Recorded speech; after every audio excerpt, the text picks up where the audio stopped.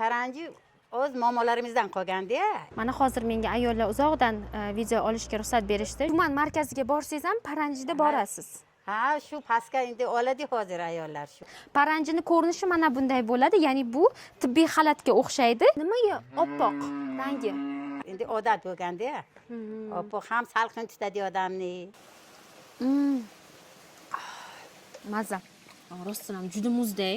Xuddi muzlatgichni ichiga solib qo'yganday. Siz shu yerlikmisiz? Ha, shu yerlik. Soygo'sa tug'ilganmisiz? Albatta. Qanaqa o'raydi?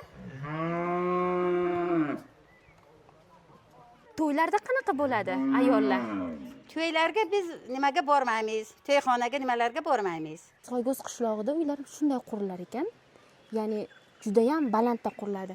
Mana shu joyda turmushga chiqqan ayol qizlar shunday paranjini o'rab yurishadi. Bedanalarni boqishar ekan, deyarli har bir xonadonda shunaqa bedanalar bor ekan. Bugun endi maktabning oxirgi kunimi? Ha. Lager bormi? Borasizlarmi? Pastga bor, lekin bormaydi bular.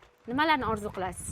Orzuyim ota-onamni hajga yuborish va katta bo'lsam shifokor bo'lmoqchiman.